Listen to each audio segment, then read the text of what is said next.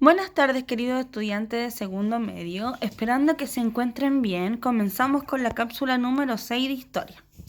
El objetivo es que ustedes logren analizar las características del nazismo en contraposición a las democracias, es decir, que ustedes de cierta forma descompongan en qué consistían estas características que reflejan el sistema nazi y cómo se contraponen a los modelos democráticos.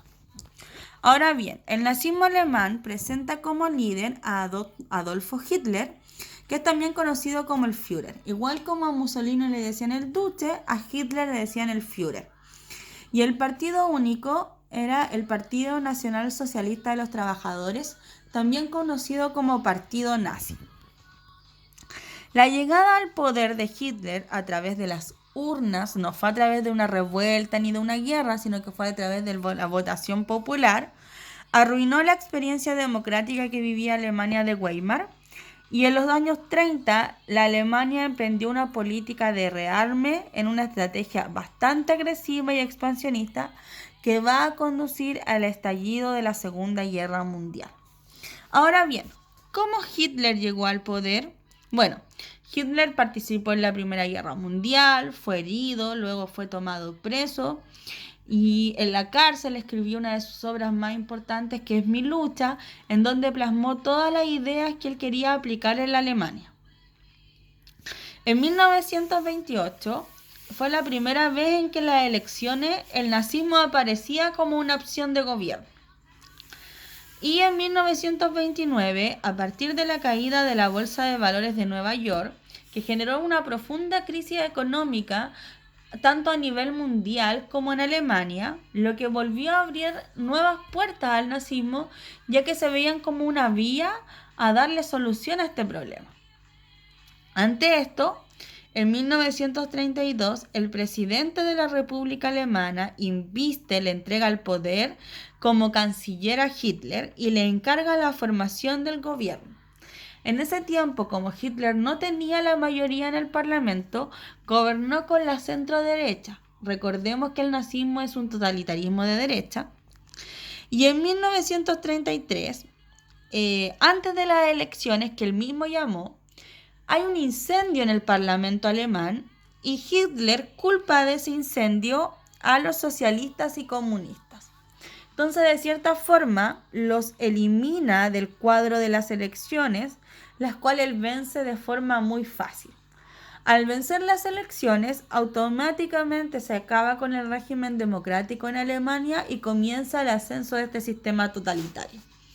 Cuando Hitler comienza en el poder, estas van a ser las primeras medidas que va a tomar. Se prohibieron los partidos políticos, todos menos el partido nazi. Se limitaron diversos derechos, principalmente el derecho a la reunión, el derecho a expresarme y el derecho a la prensa, todo con el objetivo de cierta forma de censurar cualquier mecanismo que fuera en contra del modelo nazi. Se crea la Gestapo como policía política, recordemos que existían estos tipos de policías especiales para estos regímenes, y la eliminación de las facciones revolucionarias dentro del propio partido nazi. Es decir, cualquier enemigo que vea a Hitler, aunque sea de su propio partido, lo va a eliminar. Ahora bien, veamos las características políticas, económicas, sociales e ideológicas del régimen nazi. En lo político, podemos decir que Hitler gobernó a través de un decreto en donde obtuvo plenos derechos. Claramente ese decreto en un principio era por 4 años, pero se extendió a poco más de una década.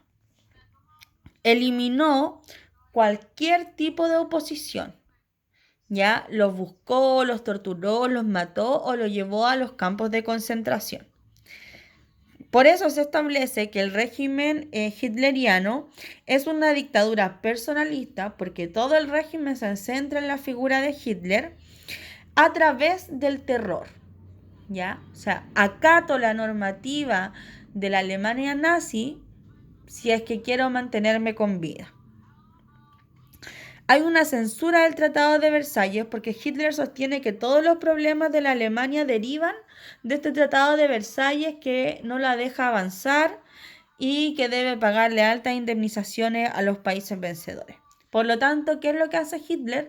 Deja de pagar, deja de cumplir el tratado y comienza el rearme alemán, es decir, volver a generar un gran ejército con grandes armas. Eso va a derivar en la política expansionista, o sea, va a buscar retornar los territorios que perdió en la Primera Guerra Mundial, y también pangermanista, es decir, todos los territorios de los antiguos imperios alemanes. Eso va a tener como consecuencia el estallido de la Segunda Guerra Mundial. Económicamente, comenzó pagando las indemnizaciones de la Primera Guerra Mundial. Luego veremos que va a dejar de pagarla porque deja de cumplir el Tratado de Versalles.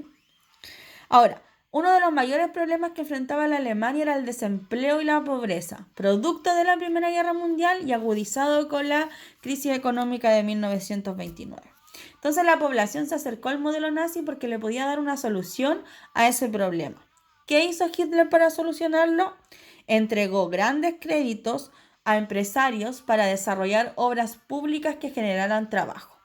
Eso potenció la infraestructura alemana.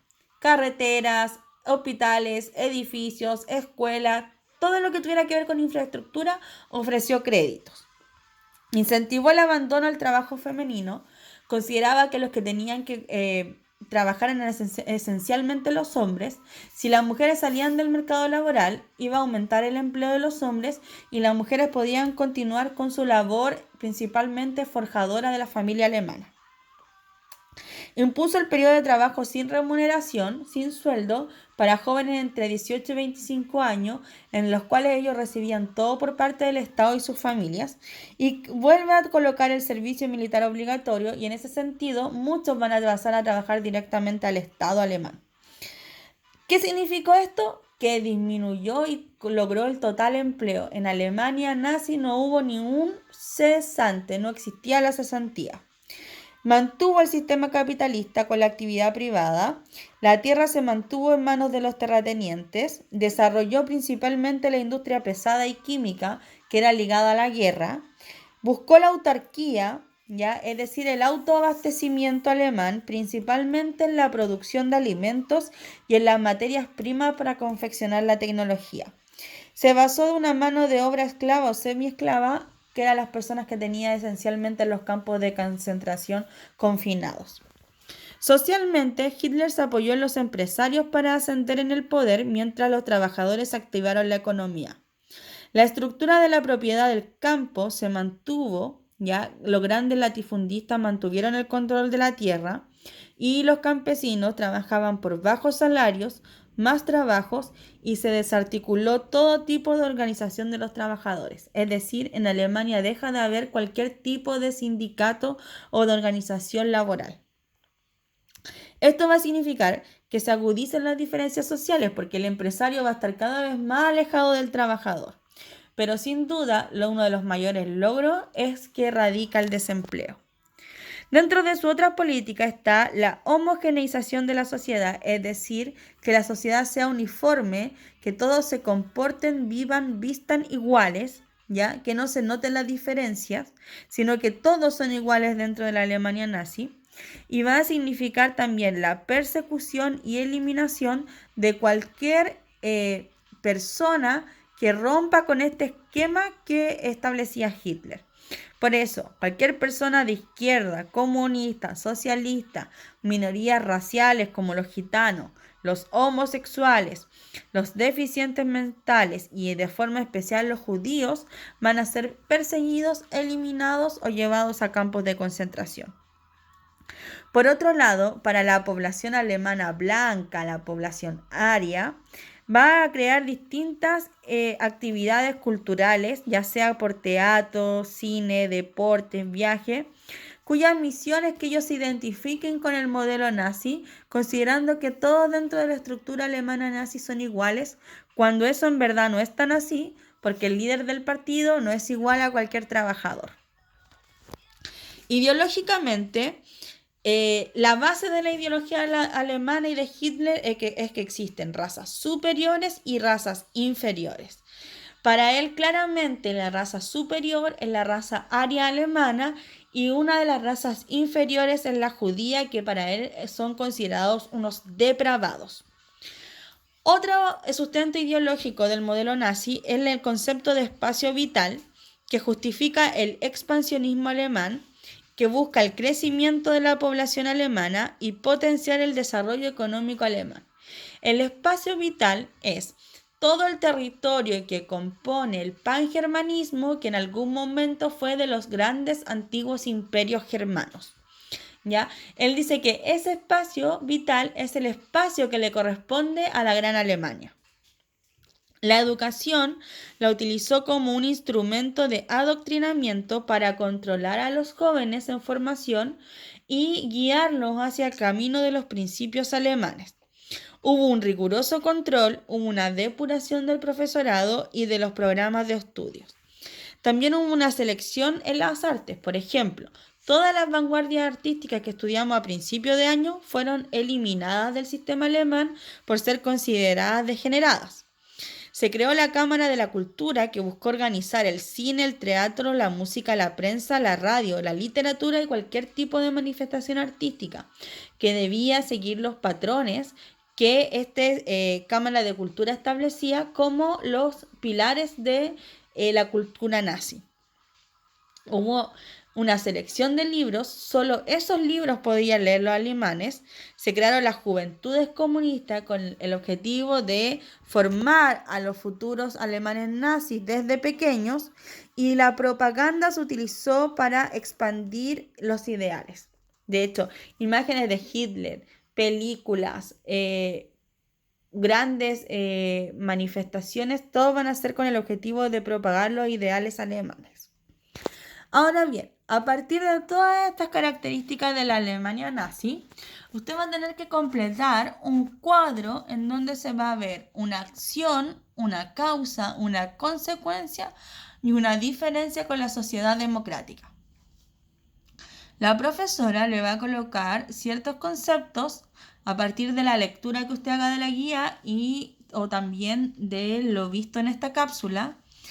Entonces usted van a abrir, por ejemplo, rearme militar, dictadura personalista, educación, homogeneización de la sociedad, antisemitismo, desempleo, autarquía. Y usted va a tener que completar este cuadro colocando cuál es la causa, cuál es la consecuencia y cuál es la diferencia en una sociedad democrática.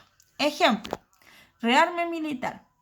El objetivo de Hitler era volver a poseer un gran contingente militar y armamentístico para llevar a cabo sus ideas expansionistas y creadoras del espacio vital en la Gran Alemania. Esa es la causa por la que crea el rearme.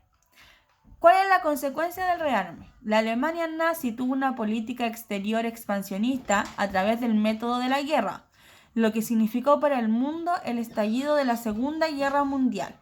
O sea, el rearme alemán tiene como consecuencia la Segunda Guerra Mundial. ¿Cuál es la diferencia con una sociedad democrática? Las sociedades democráticas no poseen un énfasis en la guerra, por el contrario, buscan los consensos para mantener la paz. Por ello, son el modelo de gobierno preferido en el mundo. Voy a agregar ahí que me comí una P. Entonces, vimos las causas, las consecuencias y las diferencias con la sociedad democrática. Ustedes deberán hacer exactamente lo mismo con los otros conceptos entregados. Espero que se encuentren muy bien. Nos vemos pronto en una próxima cápsula de historia. Adiós.